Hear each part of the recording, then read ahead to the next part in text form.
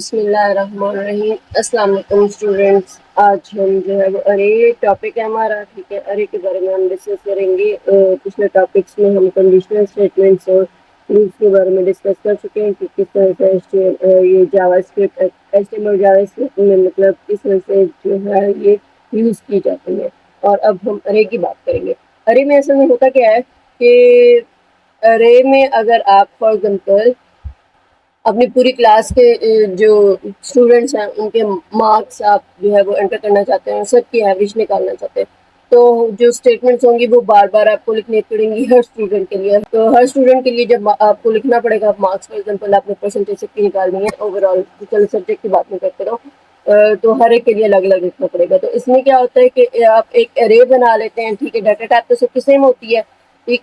तो अरे आप बना लेते हैं, अरे की मदद से जो है वो आप आसानी ये डिस्प्ले कर सकते हैं। एक ही आप स्टेटमेंट होगी, ठीक है, मतलब number of statements, number of steps जो है वो इससे कम हो जाते हैं, ठीक है। देखते हैं कि किस तरह से होता है। N array is a type data type which can hold number of homogeneous set of elements. एक जैसा एलिमेंट सेट ऑफ एलिमेंट्स जो होंगे, फॉर एग्जाम्पल अभी मैंने जो एग्जाम्पल ली उसमें इंटीजर डाटा टाइप होगी, ठीक है, सबके लिए। तो क्योंकि हमने जो मार्क्स हैं वो देखने हैं, ठीक है, टोटल मार्क्स क्या हैं वो फाइंड करने या एवरेज अगर फाइंड करनी है उसके लिए हम फ्लोट ले लेंगे, ठीक है। Such that we do not need to find multiple variables, हमें हर स्टूडेंट के लिए मल्टीपल वेरिएबल्स नहीं बनाने पड़ेंगे same type, like number 1, number 2, number 25, for example 25 पर स्टूडेंट्स हैं, तो उसके लिए हम हर एक के लिए जो है वो अलग से वेरिएबल हमें नहीं लेना पड़ेगा, ठीक है।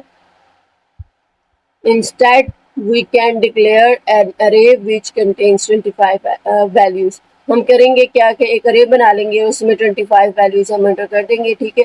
और वो 25 वैल्यूज एक ही अरे में हम एक ही अरे और डाटा टाइप से हम ये काम कर सकते हैं। This way we can directly access any value just by passing the respective array index number. अब यहाँ पे आपको एक चीज पता होनी चाहिए, मतलब जो अरे का साइज होता है ना उससे एक लेस आपके पास इंडेक्सेस होते हैं, ठीक है। मतलब टोटल अगर हमारे पास ये 25 है तो अरे इंडेक्स लास्ट जो इंडेक्स होगा वो 24 होगा, 0 से लेकर 24 तक होते हैं, ठीक है। तो इस तरह से it is trivial to note that array index starts with 0। यही अभी मैंने बात की कि 0 से स्टार्ट होता है, ठीक है, और ये जाएगा 0 to 24, टोटल 25 बनेंगे, ठीक है। तो जो आपके पास साइज है, साइज के अंदर हम 25 रखेंगे, लेकिन इंडेक्सेस की बात करें तो 0 से लेकर 24 तक आपके पास आता है, और लास्ट जो आपके पास इंडेक्स होता है अरे का उसकी वैल्यू होती है 24। Declaration of an array is of the form as shown in figure. ये आपके पास HTML है, ठीक है, और ये कोड है आपके पास।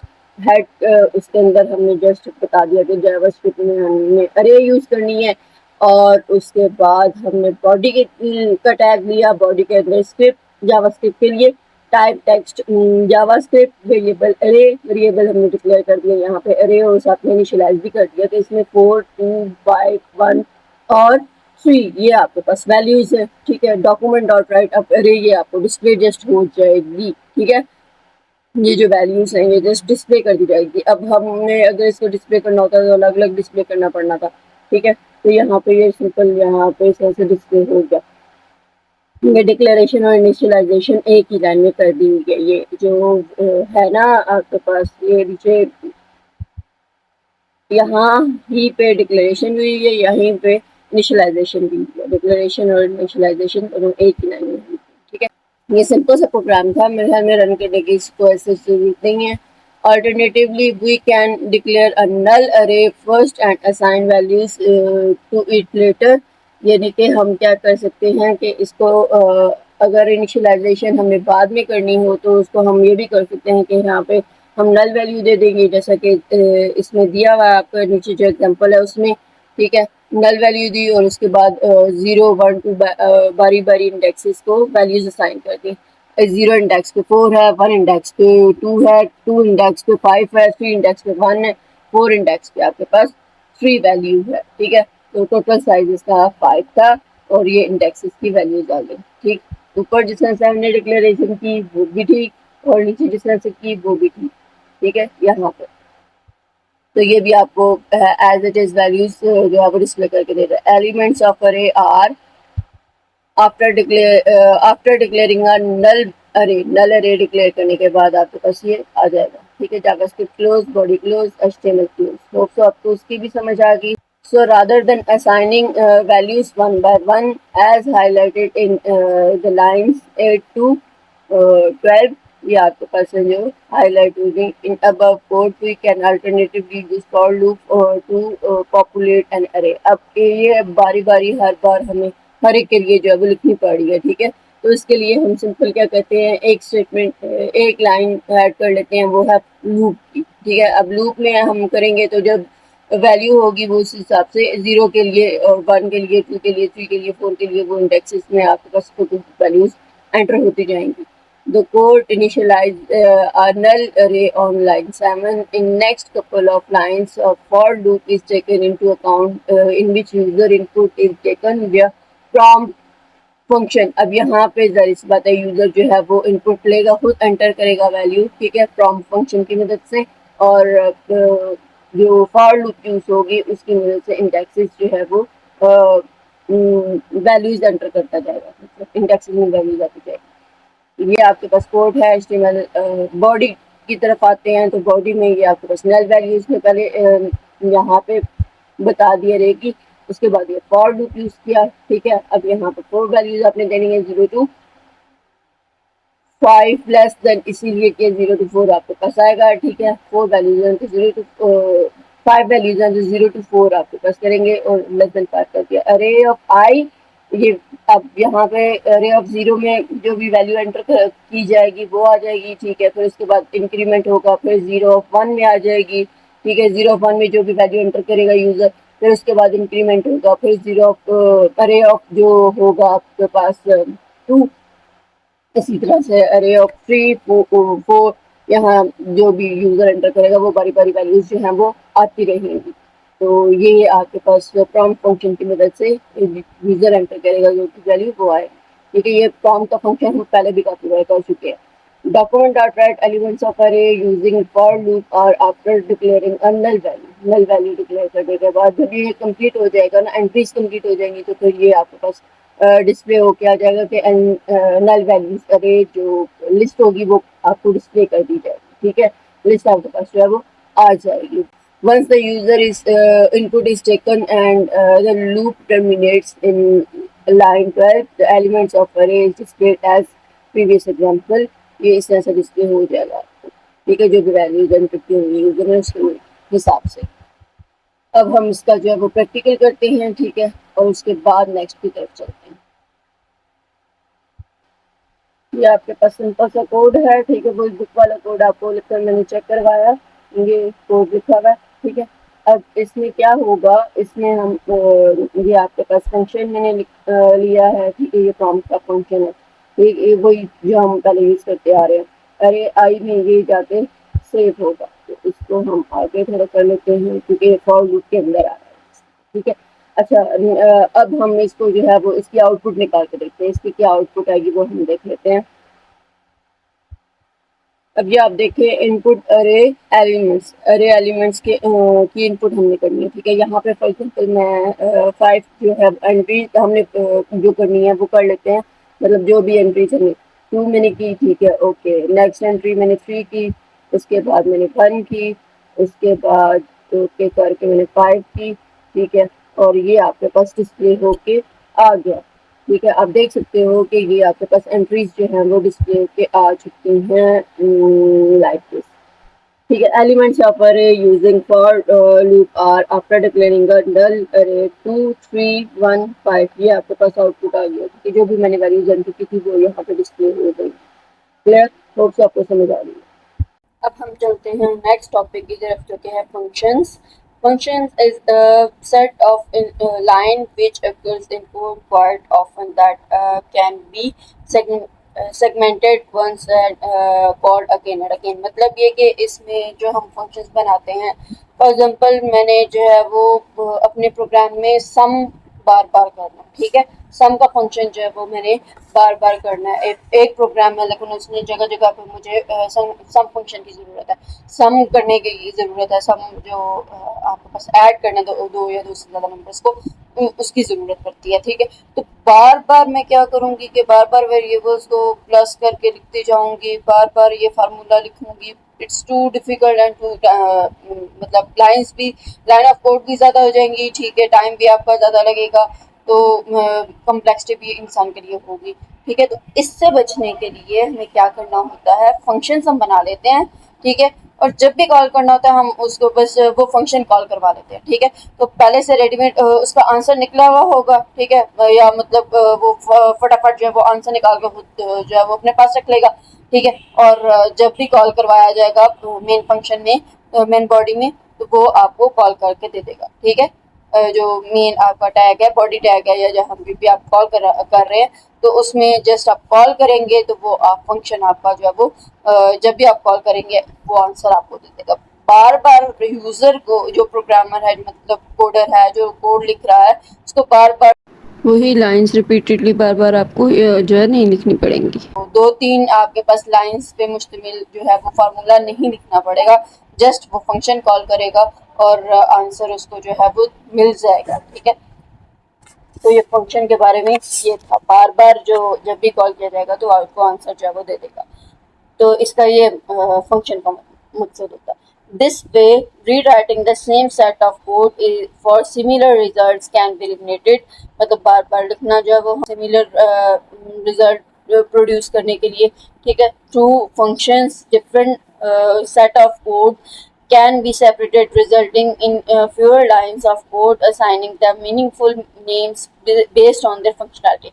ऑब्वियसली अगर हम जो फंक्शन बना रहे हैं तो उसके मीनिंगफुल आप नाम रखेंगे फंक्शन का। फॉर एग्जांपल अगर मैंने सम करना है, या अभी मैंने जो कहा, तो उसके लिए मैं ऐड या सम का ही की मतलब के नाम से ही फंक्शन बनाऊंगी तो ज़्यादा बेटर होगा मेरे लिए, मुझे समझ आ जाएगी कि ये इस चीज़ का फंक्शन है, ठीक है। ऐसे ही ABC लिख दूंगी तो मुझे प्रॉब्लम होगी, ये किस चीज़ का फंक्शन है मुझे समझ नहीं आएगी, ठीक है। तो नाम मीनिंगफुल होना चाहिए और इजीली जो जो फंक्शनैलिटी परफॉर्म हो रही है उसके अंदर वही आप उसी से रिलेटेड नाम रखें ताकि आपको आइडिया जल्दी से हो जाए।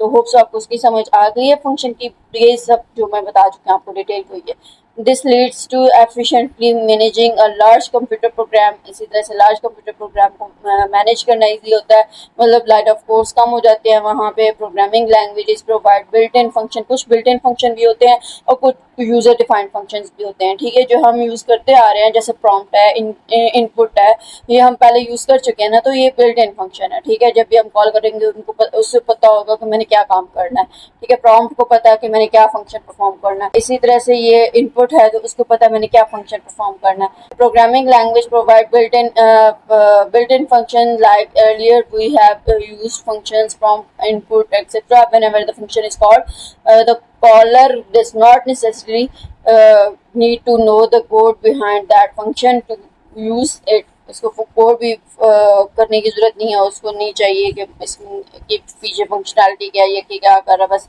आपको जहाँ भी यूज़ करना है उसका आपको जो है वो फंक्शन परफॉर्म करके दे देगा, खुद से आपको बनाना नहीं पड़ेगा, ठीक है। A function has a name through which it is defined and called.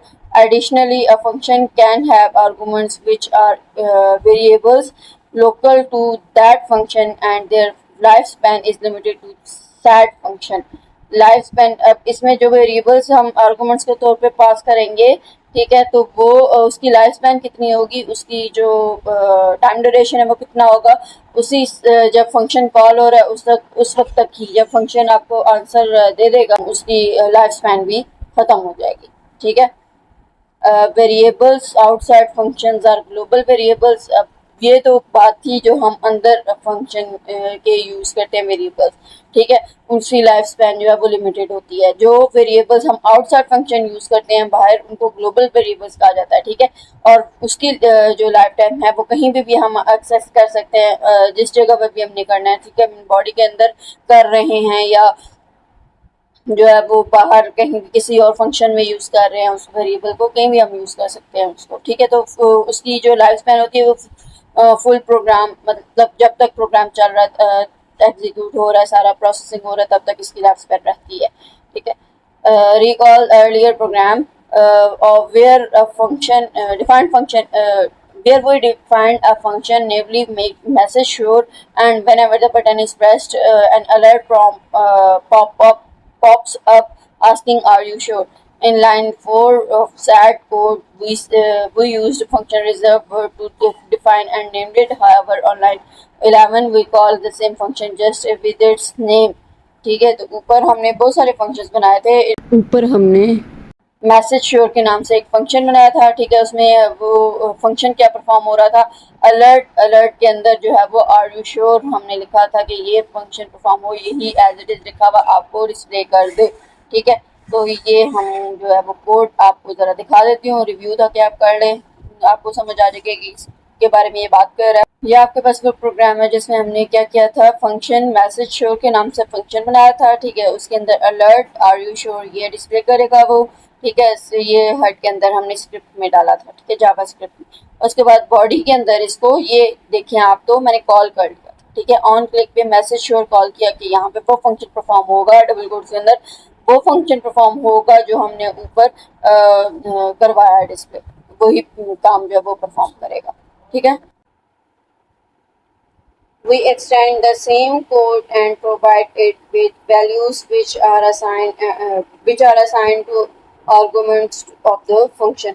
अब हम क्या करेंगे कि पहले हम सिंपल जो है वो फंक्शन बना रहे थे उसको यूज करते हैं. अब हम इसमें पैरामीटर्स यानी आर्गूमेंट्स जो है वो पास करेंगे. ठीक है, और उसमें वैल्यूज हम देंगे.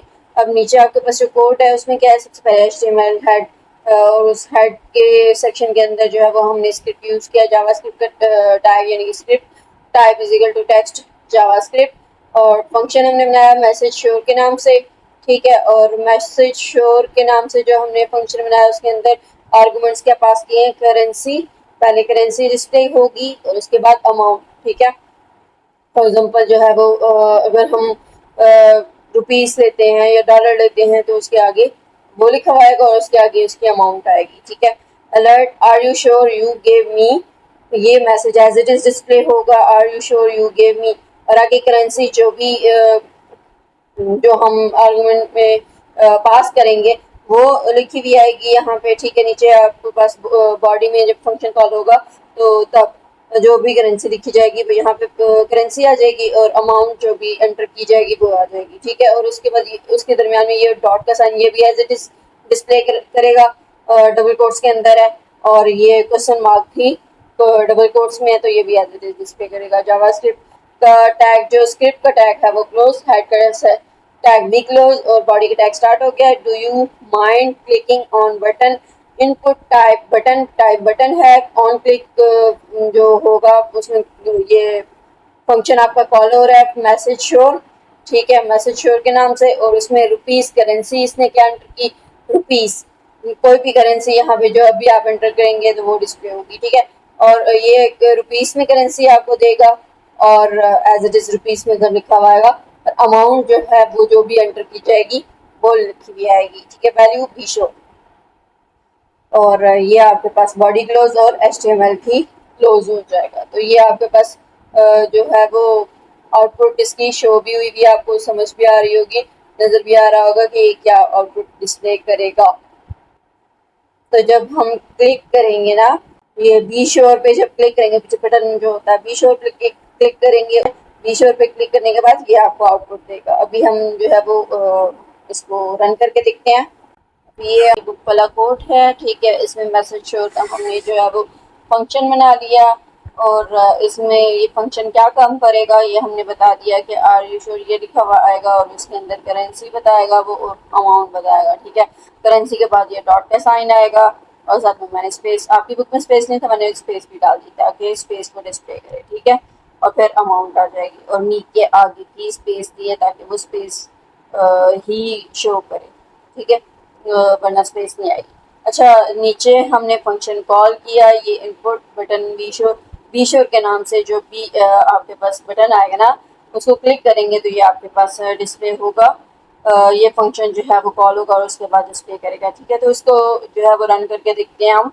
ये आपके पास आ गया, do you mind clicking on button be sure. अब बी श्योर पे मैं क्लिक करूंगी तो देखिएगा क्या डिस्प्ले हो के आता है. ठीक है, अब ये मैंने बी श्योर पे क्लिक किया और ये आपके पास लिखा हुआ आ गया, are you sure you give me ₹5000।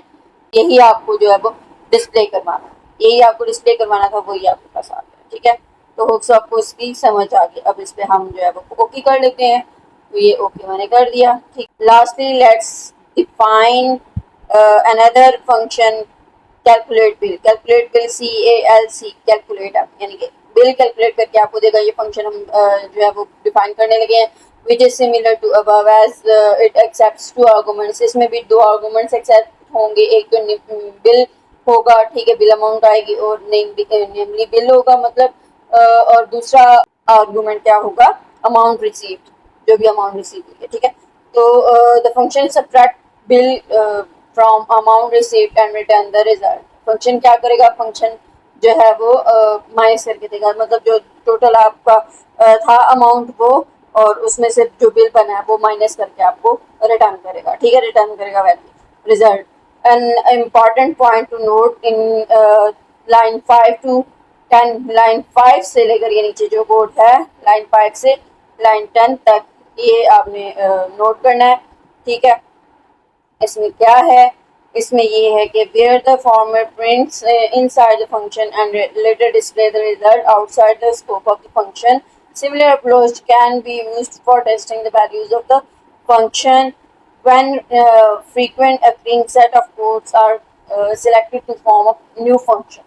ठीक है, तो ये जब हम करेंगे तो आपको समझ आएगी कि ये किस तरह से हो रहा है। ये रिटर्न आपको कर रहा है, नीचे आपके पास जो कोड लिखा हुआ है उसमें स्क्रिप्ट आ गया। ठीक है, उसके बाद फंक्शन अब कॉल कर रहे हैं हम यहाँ पे कैलकुलेट बिल के नाम से, CLC कैलकुलेट बिल के नाम से एक हमने फंक्शन बनाया, उसके अंदर बिल एंटर कर दिया। ठीक है, ये बिल आपके पास एक आर्गुमेंट है और दूसरा आर्गुमेंट अमाउंट रिसीव्ड है। ठीक है, document dot write your balances. अब ये your balances as it is लिखा हुआ है और नीचे रिटर्न आपने फंक्शन को लगाया। रिटर्न में क्या करेगा, वो अमाउंट रिसीव जो होगी वो माइनस करेगा उसको बिल के साथ। ठीक है, तो असल फंक्शन जो परफॉर्म होना है वो ये वाला। रिटर्न क्या करना है, उसने वैल्यू क्या रिटर्न करनी है, अमाउंट रिसीव में से माइनस कर देना है बिल को। ठीक है, उसके बाद नीचे हमने क्या किया, नीचे हमने जो है वो ये सारे का सारा बॉडी के अंदर हो रहा है। ठीक है, हेड सेक्शन इसमें नहीं है। तो VAR वेरिएबल ये हमने जो है डिक्लेयर कर लिया बैलेंस को। ठीक है, और उसके बाद यहाँ पे हमने असाइन नहीं किया, इनिशियलाइज नहीं किया, बल्कि यहाँ पे हमने कॉल कर लिया फंक्शन। ठीक है, बैलेंस वेरिएबल हमने जो है वो डिक्लेयर किया और उसके बाद उसी के साथ जो फंक्शन है वो हमने कॉल कर लिया, और जो भी वो वैल्यू रिटर्न करेगा वो अमाउंट जो है वो इस बैलेंस में आके सेव हो जाएगी। ठीक है, जो भी फॉर एग्जांपल यहाँ पे हमने 2345 लिखा हुआ है ये बिल, और अमाउंट रिसीव जो थी वो 5000 थी, इसको माइनस करेगा वो, तो जो आंसर आएगा वो बैलेंस में जाके सेव हो जाएगा। तो document dot right balance, balance में जो भी आया होगा वो आपको डिस्प्ले करके दे देगा, या आउटपुट में आप देख भी सकते हैं योर बैलेंस इज 2655। ठीक है, तो ये आपके पास डिस्प्ले होके आपको शो कर देगा। देखते हैं कैसे वर्क करेगा ये देखो आप, ये वही आपका कोड सेकंड। ठीक है, HTML का टैग, बॉडी का टैग, स्क्रिप्ट, उसके अंदर हमने वही सारा कुछ लिख लिया। ठीक है, अब यहाँ पे ये फंक्शन जो है वो हमने बनाया है। ठीक है, ये काम जो है वो करेगा। ये फंक्शन के अंदर जितना भी हमने ये फंक्शन हमने बनाया, ठीक है, और इसके अंदर ये काम होगा। ठीक है, ये खुद हमने फंक्शन बनाया, इसका मतलब है ये यूजर डिफाइंड फंक्शन। ठीक है, जो प्रॉम्प्ट और इनपुट हम फंक्शन यूज करते थे वो उसमें हमें बताना नहीं पड़ता था कि क्या काम वो करेगा। ठीक है, क्या काम उसे करना है, तो वो जो है वो बिल्ट इन फंक्शंस थे। ठीक है, तो ये हम बना रहे हैं, ये हम उसे बता रहे हैं कि इसमें ये काम करना है आपने, तो इसका मतलब है कि ये यूजर डिफाइंड फंक्शंस हैं। ठीक है, और ये जहाँ पे इसको हमने कॉल करवाया। ठीक है, तो ये जो भी फंक्शन इसने परफॉर्म करना होगा वो करके कैलकुलेट करेगा, मतलब रिटर्न करेगा आपको वैल्यू। ठीक है, वैल्यू रिटर्न करेगा, करने के बाद बैलेंस में जाके ये सेव हो जाएगा, और फिर नीचे डॉक्यूमेंट डॉट राइट में ये बैलेंस में जो भी आंसर आया होगा वो डिस्प्ले कर देगा। ठीक है, अब रन करके इसको देखते हैं। तो ये आप देख सकते हैं कि 2655 ये आपके पास आंसर आ गया। अब हम जो है वो वैल्यू चेंज करके भी देख सकते हैं, जो भी वैल्यू आप लिखोगे उस हिसाब से वो आपको आंसर देता जाएगा। ये यहाँ पे मैंने वैल्यू चेंज की, ठीक है। इसकी जो रिसीव्ड अमाउंट है वो भी बेशक हम चेंज कर लेते हैं, फॉर एग्जांपल 6 कर देते हैं, ठीक है। अब इसका रिजल्ट हम देखने की कोशिश करते हैं। ये आप देख सकते हो 1642 इसने आंसर दिया है, ठीक है। तो यही बताने का मकसद था कि जो भी कैलकुलेट जो हमने फंक्शन के अंदर उसको डिफाइन किया है, मतलब ये काम तुमने करना है, तो वही काम वो परफॉर्म करके देगा, ठीक है। तो होप्स आपको इसकी भी समझ आ गई। तो आज तक के लिए इतने ही। होप्स आपको सब क्लियर हो चुका होगा। पूरी वीडियो बार बार अच्छे से देखिएगा, ठीक है। कुछ भी मिस मत कीजिएगा। इसी तरह के फंक्शंस आपको दिए जा सकते हैं इसमें। और अब तक जो जितना भी हम पढ़ चुके हैं उससे रिलेटेड जो क्वेश्चंस हैं वो आपको मैं बता देती हूँ। अब ये डिफरेंट आपके पास क्वेश्चंस हैं। ये CSS की जो टाइप्स थी वो तो मैंने लेक्चर में आपको बता दिया था पीछे। इंटरनल और एक्सटर्नल में डिफरेंस भी आ सकता है, और इन लाइन के बारे में भी, और एग्जांपल भी उसके साथ में आपको देनी होगी। ऑर्डर्ड और अनऑर्डर्ड लिस्ट। ऑर्डर्ड लिस्ट जिसमें आपको जो है वो सीक्वेंस मैटर करता है, अनऑर्डर्ड लिस्ट में सीक्वेंस मैटर नहीं करता। ऑर्डर्ड लिस्ट की जो अरेंजमेंट है वो आप चेंज नहीं कर सकते। अनऑर्डर्ड लिस्ट की अरेंजमेंट सीक्वेंस जो है वो आप चेंज कर सकते हैं। और उसकी एक आप टैग्स जो हैं वो आप बता देंगे कि अनऑर्डर्ड लिस्ट के लिए UL और उसके अंदर हम लिस्ट फॉर्मेट मतलब बता देंगे, ठीक है। और ऑर्डर्ड लिस्ट के लिए OL का टैग स्टार्टिंग और क्लोजिंग, और उसके दरमियान LI के जो टैग्स होते हैं उसके अंदर एलिमेंट्स लिखने होते हैं वो, ठीक है, वो आप बता देंगे इसमें। Differences among if statement, if else statement और else if statement. If statement में एक चॉइस होती है आपके पास, इफ एल्स में दो चॉइसेस होती हैं। इफ कंडीशन ट्रू होगी तो ठीक, अगर कंडीशन फॉल्स होती है तो एल्स की तरफ चला जाएगा, ठीक है। और एल्स इफ में मोर देन 2 कंडीशंस होती हैं, ठीक है। इसका साथ में आप सिंटैक्स भी तीनों का बता सकते हैं डिफरेंसेस में, ठीक है। तो आप 9th क्लास के स्टूडेंट्स हैं तो 9th क्लास के स्टूडेंट्स के लिए 2 पॉइंट्स इनफ होते हैं, ठीक है। तो इनके आप इस तरह से बता देंगे कि नंबर ऑफ चॉइसेस कितनी है, और इसका सिंटैक्स जो है वो आप बता देंगे, ठीक है। उसके बाद वेरिएबल के बारे में क्या है, वेरिएबल की डेफिनेशन और उसका पर्पस क्या होता है, तो ये मैं आपको शो कर देती हूँ। ये आपके पास variable definition, variable is an entity that stores some value for later use in programming language. Variable should be name in a meaningful manner. A good programmer practice is to declare and initialize the variable at same time. ये भी मैंने आपको बता दिया।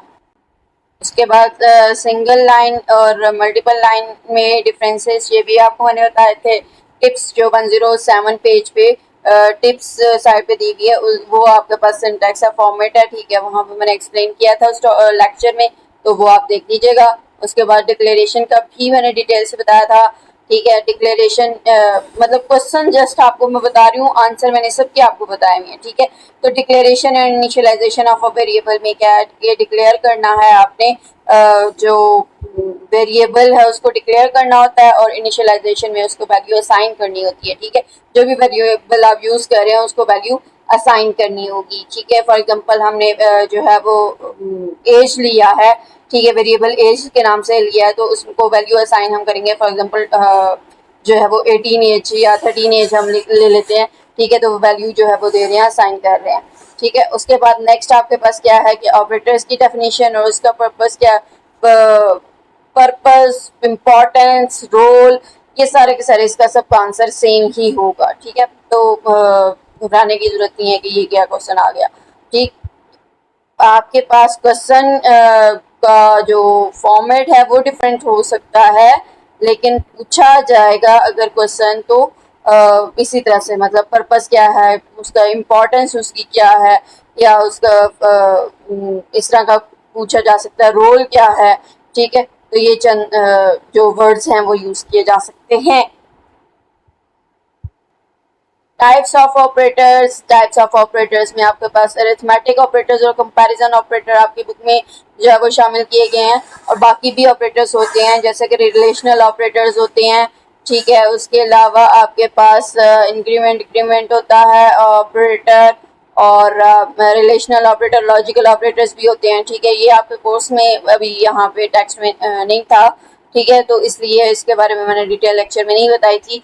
वैसे और भी operators होते हैं, ठीक है। और अरिथमेटिक ऑपरेटर्स में कौन कौन सी चीज़ें आती हैं, और कंपैरिजन ऑपरेटर्स में कौन कौन सी आती हैं, ये MCQs में भी आपके पास क्वेश्चन जो है वो आ सकता है कि अरिथमेटिक ऑपरेटर्स में कौन सी चीज़ इंक्लूड है या कुछ इंक्लूड नहीं है, या कंपैरिजन में कौन सा इंक्लूड है, कौन सा इंक्लूड नहीं है, ठीक है। Which of the following is not a comparison operator, इस तरह का कुछ भी, तो वो आपको इनके सिंबल्स यानी कि अरिथमेटिक में प्लस माइनस डिवाइड मल्टीप्लाई और मॉडुलस होता है, और कंपैरिजन के जो है वो greater than smaller less than greater than equal to less than equal to, और इसके अलावा इक्वल टू का सिंबल, और जिसमें डबल इक्वल आता है, और नॉट इक्वल टू का इस तरह से, ठीक है। उसके बाद आपके पास क्वेश्चन एरे के बारे में है और उसकी इम्पोर्टेंस बतानी है, और लोकल ग्लोबल वेरिएबल्स के बारे में मैंने अभी आपको बताया, ठीक है। लोकल और ग्लोबल वेरिएबल्स कौन से होते हैं एरे में जो यूज में, लोकल की जो क्या कहते हैं लाइफ स्पैन है वो कम होती है, ठीक है, मतलब जब तक फंक्शन कॉल किया है उस तब तक की रहती है। और ग्लोबल वेरिएबल्स के वो होते हैं जिनकी लाइफ स्पैन बहुत ज़्यादा होती है, थ्रू आउट द प्रोग्राम होती है, ठीक है, और इसको कहीं भी एक्सेस किया जा सकता है। लोकल वेरिएबल्स को कहीं भी एक्सेस नहीं किया जा सकता, जस्ट उसी फंक्शन में एक्सेस किया जा सकता है, ठीक है। 2 पॉइंट्स मैंने आपको बता दिए। और जो फंक्शन लोकल वेरिएबल है उस फंक्शन के अंदर ही हम यूज़ करते हैं। ग्लोबल वेरिएबल्स को कहीं भी यूज़ कर सकते हैं और कहीं भी एक्सेस कर सकते हैं, ठीक है। उसकी जो आपके पास क्या कहते हैं लाइफ स्पैन है, लोकल की कम होती है और ग्लोबल की लाइफ स्पैन ज़्यादा होती है, ठीक है। तो ये 3 डिफरेंसेस मैंने आपको होप सो बता दी, समझ आ गया होगी आपको। और नेक्स्ट बिल्ट इन फंक्शंस कौन से होते हैं, जिसमें बिल्ट इन फंक्शन मैंने आपको प्रॉम्प्ट और इनपुट वगैरह का बताया था, ठीक है। और ये बिल्ट इन फंक्शंस हैं जो जिनका जो पर्पस है वो पहले से डिफाइन होता है, मेंशन नहीं करना पड़ता, जबकि जो यूजर डिफाइंड फंक्शंस होते हैं उनका पर्पस जो है वो डिफाइन करना पड़ता है। और भी फंक्शंस होते हैं लेकिन थोड़ा छोटा सा कॉन्सेप्ट आपको इसका देना था। बिल्ट इन मतलब जिनका पर्पस, जिनका जो फंक्शनैलिटी है वो पहले से डिफाइंड है, ठीक है। इसके अलावा लास्ट क्वेश्चन आपके पास कि सिंटैक्स फॉर लूप के बारे में भी जो थोड़ा सा पूछा जा सकता है कि फॉर लूप क्या होती है, ठीक है। तो फॉर लूप के बारे में भी आप बता सकते हैं कि फॉर लूप जो है उसकी इनिशियल वैल्यू इंडेक्स की उससे स्टार्ट किया जाता है फॉर लूप को, और उसके बाद कंडीशन लगाई जाती है जो मैंने आपको लेक्चर के अंदर बताया था, ठीक है। कंडीशन होती है और कंडीशन के बाद आपके पास इंक्रीमेंट डिक्रीमेंट होता है, यानी कि स्टेप साइज की बेस पे इटरेशंस का एडजस्टमेंट जो है वो की जाती है, ठीक है। उसके बाद आपके पास अरे के बारे में अगर कहा तो अरे is data type which can hold the number of homogeneous set of elements, ये आपका उसमें मेंशन था तो वही आप बता देंगे। अगर फंक्शन की डेफिनेशन आ जाती है तो वो भी आप बता सकते हैं। फंक्शन की क्या डेफिनेशन है, function is a set of, ये भी आपकी बुक में जो फर्स्ट लाइंस थी वहां पे गिवन था। Function is a set of code that occurs in the code often quite often which can be segmented once and called again. A function has a name through which it is identified and called. A function can return a value. Here I am showing you. Here are the two definitions of array and functions. Array की definition है और function की definition है, ठीक है। और बाकी आपको मैं जो है वो एक्सप्लेन कर चुकी हूँ। नेक्स्ट वीडियो तक के लिए अपना बहुत सारा ख्याल रखें और कॉन्सेप्ट्स अपने सब जो है वो क्लियर करें, ठीक है। और जो चीज़ याद करने वाली है वो याद करें, और कोड्स की जानकारी आपको बहुत अच्छी होनी चाहिए। कोड्स जो आपके एक्टिविटीज़ होती हैं वहाँ से आपको आ सकता है क्वेश्चन, ठीक है। ऐसा भी हो सकता है होना स्टार्टिंग है वैसे, लेकिन आपको आउटपुट दी हुई हो और आपको कहा जाए कि इस तरह का फॉर एग्जाम्पल टेबल में से या लिस्ट में से आउटपुट दी हुई हो सकती है और आपको कहा जाए इसका कोड लिखें, ठीक है। या कोड लिखा हुआ हो सकता है और आपको कहा जाए कि इसकी आउटपुट बताएं, ठीक है। तो वो आपको बतानी होगी। और ये जो फंक्शन आर्गुमेंट्स वाले क्वेश्चन में से एक क्वेश्चन आ सकता है, इम्पोर्टेंट है वैसे, ठीक है। तो ये भी आपको अच्छे से याद होना चाहिए। तो मैंने एक मेरे स्टूडेंट ने कहा था क्वेश्चन बैंक के लिए, तो यहाँ पे मैंने आपको क्वेश्चन बैंक्स भी मेंशन कर दिए हैं। अब तक जितना भी था मैंने सब कॉन्सेप्चुअल क्वेश्चंस आपको जो है वो बता दिए और आंसर्स भी उसके बता दिए। होप सो आप सेटिस्फाइड होंगे। तो thanks for your compliment questions. और आपको जो कन्फ्यूजन होती है आप ज़रूर जो है वो पूछा करें, बोला करें, ताकि आपकी कन्फ्यूजन को हर तरह से आपको जो है वो सेटिस्फाई किया जाए। ठीक है, ये वीडियो बनाने का मकसद आपको सेटिस्फाई करना 9 क्लास के स्टूडेंट्स को, ताकि इजीली अंडरस्टैंड कर सकें वो। तो इसलिए यहाँ पे जो है वो मैक्सिमम मेरी कोशिश होती है कि आपको जो है वो इजी वे में समझा दिया जाए। ठीक है, उर्दू वर्डिंग्स ज़्यादातर मैं तभी यूज़ करती हूँ ताकि आपको समझ आ सके। होप सो आप जो है वो अच्छे से अंडरस्टैंड कर रहे होंगे। नेक्स्ट वीडियो तक के लिए अपना बहुत सारा ख्याल रखें। अल्लाह हाफिज़ एंड टेक केयर।